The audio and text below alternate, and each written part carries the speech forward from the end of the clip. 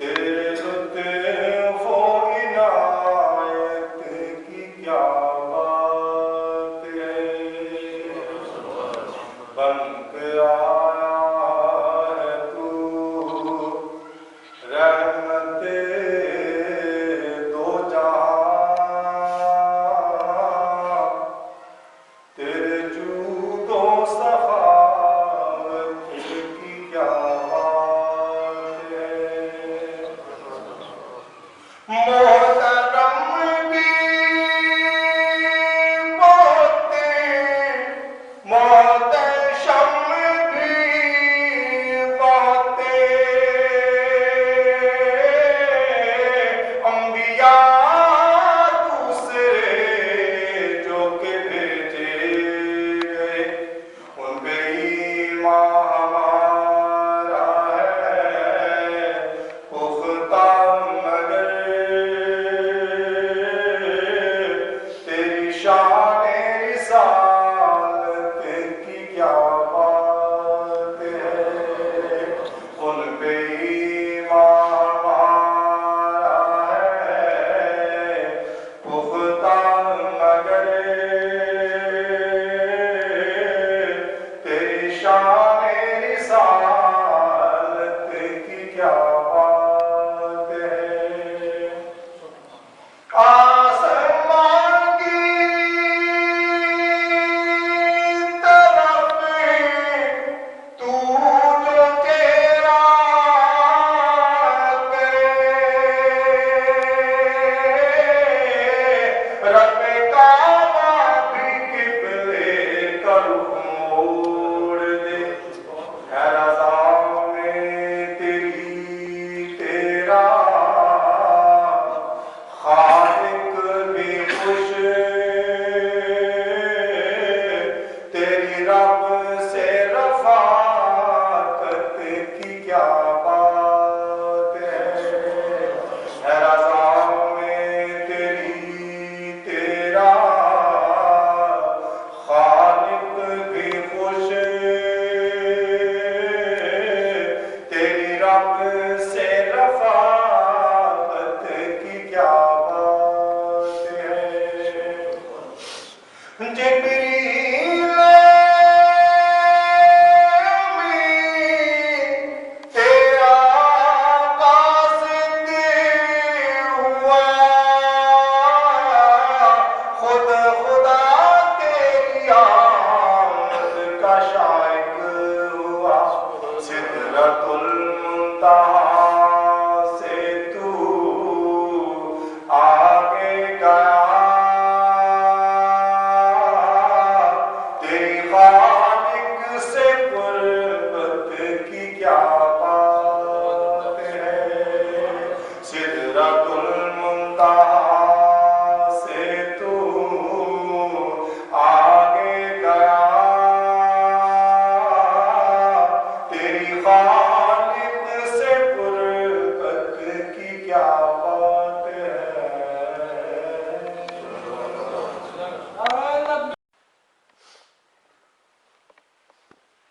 أعوذ بالله من الشيطان الرجيم بسم الله الرحمن الرحيم يا أيها النبي قل لأزواجك وبناتك ونساء المؤمنين يدنين عليهن من جلابيبهن صدق الله العظيم۔ حضور صلی اللہ علیہ وسلم اور علماء راشدین کی پسندیدہ چیزوں کے بارے میں قولی گفتگو چل رہی ہے۔ حضور صلی اللہ علیہ وسلم کو تین چیزیں بہت پسند تھیں، ایک دو خوشبو اور دوسری خواتین ان کے ابو کا تحفظ اور ہنجائی نگاہ بانی اور دیکھ بھال، کیونکہ حضور صلی اللہ علیہ وسلم ساری امت کے لیے اسوہ ہیں، اس لیے عام بھی زندگی میں ہر قسم کی نوعیت کے واقعات پیش آئے، آپ کو اللہ پاک نے اولاد عطا فرمائی، کچھ اولاد آپ کی دنیا سے رخصت ہو گئی اور دنیا کو یہ بتایا کہ بچے بچپن میں اگر رخصت ہو جائے تو باپ کا کیا درجے پر ہونا چاہیے۔ بیٹیاں بڑی ہوئی، جب بیٹیاں بڑی ہوتی ہیں تو وقت کی شادی بھی آتے مسائل ہوتے ہیں۔ وہ حضور صلی اللہ علیہ وسلم نے بتایا کہ بیٹیوں کو روشن کرنے کے لیے کیا طریقہ اختیار کرنا چاہیے، کیا انداز اختیار کرنا چاہیے۔ جب بیٹیاں بیاہ کر چلی جاتی کیا تو ان کے 100 مسائل ہوتے ہیں، اور باپ ان چیزوں کے لیے فکر مند رہتا ہے، خیال رکھتا ہے کہ بھئی میری بیٹی کو کوئی تکلیف نہ ہو، نہ پناہ ہو۔ حضور صلی اللہ علیہ وسلم کی زندگی میں یہ مسئلے بھی آئے، یہ مراحل بھی آئے۔ غرض ہے کہ اسوہ کامل اور نمونہ کامل امت کے لیے حضور صلی اللہ علیہ وسلم کا یہ ذات پاک ایک نمونہ ہے۔ حضور صلی اللہ علیہ وسلم کی 4 بیٹیاں، بیٹے جو تھے وہ تو بچپن میں وفات پاک ہے، بیٹے متعدد ہوئے آپ تھے لیکن وہ بچپن میں وفات پا گئے۔ اور اس کے لیے حضور صلی اللہ علیہ وسلم غمگین بھی ہوئے،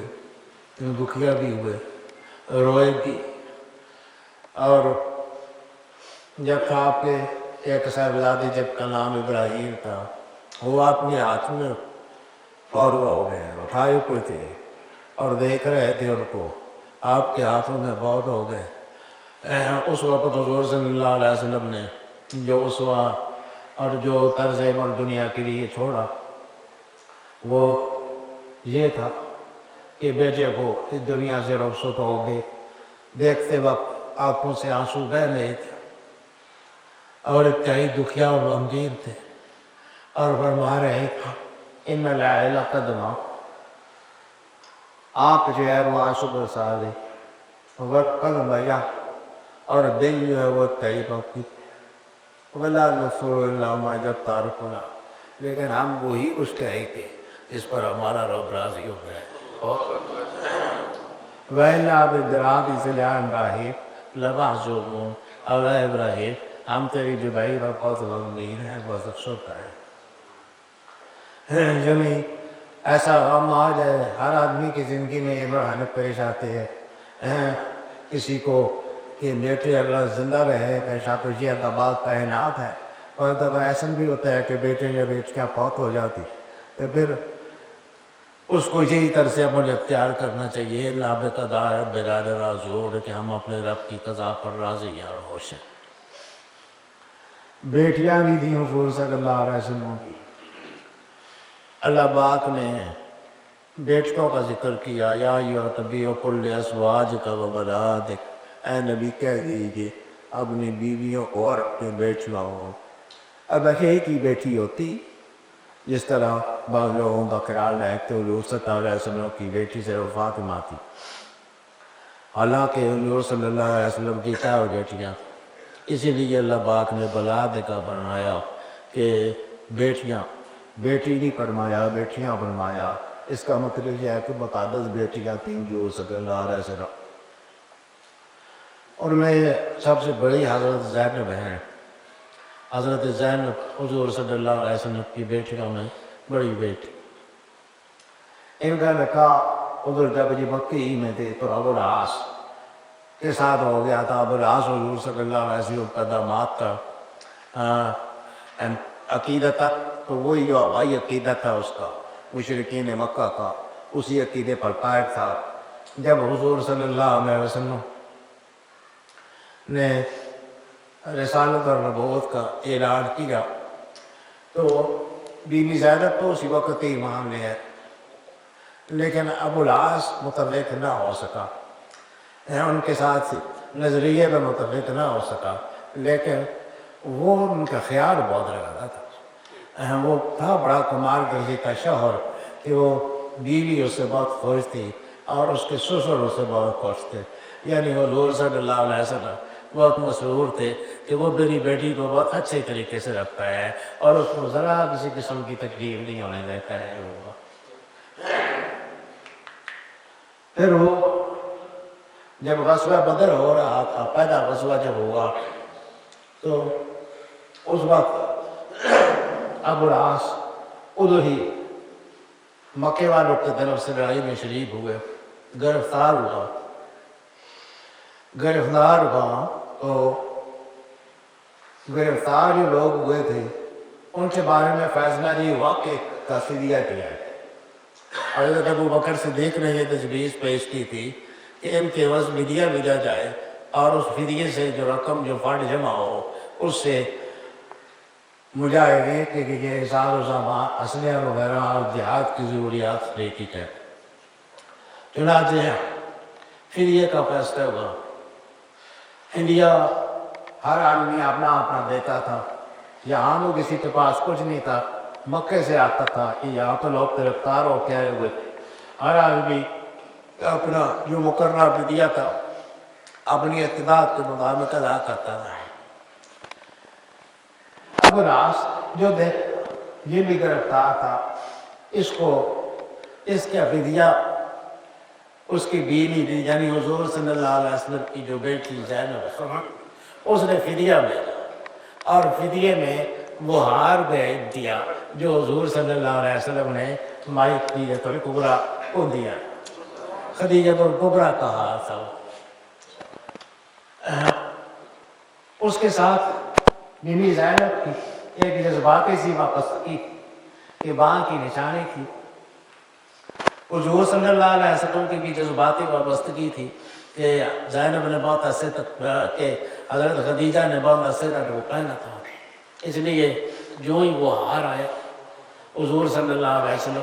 کا دل تڑپ اٹھا۔ بی بی خدیجہ یاد آ گئے، وہ زمانہ یاد آ گیا کہ وہ کے ساتھ شادی ہوئی تھی اور وہ ہار یاد آیا تو عجیب کیفیت ہو گئی حضور صلی اللہ علیہ وسلم کی۔ ابھی جاندری نے بڑی اچھی منظر کشی کی ہے۔ ابھی جاندری کہتے ہیں نظر آیا جو ہی یہ ہار دل حضرت کا بن آیا، سمر کر امریکہ و ہلکا پلکوں پر اتر آیا۔ خدیجہ طاہرہ کا ہار مرحومہ رفیقہ، رسالت کی انیسہ اور امت کی شفیقہ، وہ ہار تھا دیکھ کے حضور صلی اللہ علیہ وسلم کا دل بھر آیا، آنکھوں سے آنسو ٹپکنے لگے اور کہا حضور صلی اللہ علیہ وسلم نے اس وقت یاد آیا اور وہ ہار جو بیٹی صاحبت کا تھا وہ زید طرح کے کہا بیٹی نے ماں کی یادگار ارسال کرتی ہے، کہا بیٹی نے ماں کی یادگار ارسال کرتی ہے، یہ دولت بہر شوہر آج استعمال کرتا یہی دولت تھی اس کے پاس آج خاوند کو چڑھانے کے لیے اس نے استعمال کر دی ہے۔ پھر صحابہ سے کہا کہ اس کے پاس متبادل اور کوئی شے نہیں تھی، یہی ہار تھا اور یہ ہار اس کی ماں کی نشانی ہے، اس لیے اگر تم مناسب سمجھو تو یہ ہار واپس کر دو اور ابو العاص کو ویسی مناسب ہو تو لوٹا دو یہ ہار اس کو، مناسب ہو تو لوٹا دو یہ ہار اس کو کہ پہرے یاد مادش بس غنیمت ہے یہ ہار اس کو، اگر تم مناسب سمجھو بس یہ ہار اس کو لوٹا دو کیونکہ ماں کی یاد کے لیے یہ بڑی غنیمت ہے اس کے لیے، یہ کافی ہے اس کے لیے۔ ماں کی یاد جب اس کو آتی ہے اس کے ہار کو دیکھ کے دل کو تسلی دے دی ہے۔ اب وہ اگر اس کے پاس نہ رہا تو بڑا اس کا دل دکھیا ہوگا، اس لیے اگر تم مناسب سمجھو تو یہ ہار واپس کر دو اور ابو العاص کو ویسے ہی رہا کر۔ حضور صلی اللہ علیہ وسلم اگر حکم بھی دیتے تو سارے صحابہ کرام اس حکم کو ماننے کے لیے تیار تھے، لیکن حضور نے حکم نہیں دیا کوئی بلکہ ان کو کہا کہ اگر تم مناسب سمجھو تو ایسے کرو۔ وہ تو حضور صلی اللہ علیہ وسلم کی اشارہ عمل کے منتظر رہتے تھے، چنانچہ انہوں نے کہا کہ جی ٹھیک ہے ہم ویسے ہی فدیہ نہیں لیتے ہیں ان سے۔ حضور نے فرمایا کہ اس کا فدیہ یہی ہے کہ یہ میری بیٹی زینب کو وہاں سے بھیج۔ چنانچہ ابو العاص آؤ کہ چلے گئے اور اپنے بھائی کنانہ کے ساتھ حضور صلی اللہ علیہ وسلم کی بیٹی زینب کو بھیجا. پیچھے مشرکین اور مکہ کو پتہ چلا، انہوں نے آ کے راستہ گھیر لیا اور راستے میں رکاوٹ بن گئے. حبار ایک خبیث تھا، اس نے زور سے ایسے نیزہ اٹھایا، گھمایا تو اونٹ بدک گیا. بدکنے کے ساتھ بی بی زینب جو ہے کھوٹ سے گر تھی، اور گرنے کے ساتھ ہی ان کا حمر ساکت کھو حاملہ تھی. حمل کے عالم میں حمل کا ساکت ہو گیا. عبارش ہو بڑے شدید تکلیف اور تکلیف برداشت کی اس شخص. بہرحال پھر کسی نہ کسی طرح بی بی زینب جو ہے وہ پہنچ آئی مدینہ میں. پھر ایک موقع پر یہ ابو العاص کوئی مکے والوں کا سامان لے کے آ رہے تھے. علیہ السلام نے اس قافلے پر چھاپا پارا اور وہ سارا سامان ان سے بھی دے دیا. ابو العاص سے تب پھر قال ہو پھر حضور صلی اللہ علیہ وسلم کے پاس آ کے حضرت بی بی زینب نے کہا کہ میں نے اس کو پناہ دے دی. چنانچہ اگر مسلمانوں میں کوئی ایک شخص میں کسی کو پناہ دے سے تو سب پر اس کی لازم ہو جاتی ہے پیروی اور اس کی اطاعت. چنانچہ حضور نے فرمایا کہ ہاں ٹھیک ہے، تو انہیں پناہ دے دی تو سب کی طرف سے پناہ ہوگی. پھر حضور صلی اللہ علیہ وسلم نے اس وقت بھی سفارش کی کہ اس کا اگر سامان لوٹا دو تو اچھی ہوگی. صحابہ کرام نے پھر حضور سامان کا لوٹا دیا. یہ ابو العاص مکے گیا، جا کے لوگوں کی سارا جو سامان تھا جو امانتیں تھی وہ ان کے حوالے کی اور کہا کہ میں نے تمہیں ساری چیزیں دے دی ہیں. سب نے کہا کہ ہاں دے دی ہیں. تمہاری امانت سے پورے طور پر تو تھی، کوئی کمی بیشی تو نہیں ہوئی. سب نے کہا کہ نہیں. تو انہیں بہت اچھے طریقے سے معاملہ کیا، منافع بھی کمایا اور ہمارے سامان کی خرید و فروخت کا بہت اچھے طریقے سے اس کو نکالا. بارہ ہم تمہارے جو روزگار ہے تو اتنا اچھا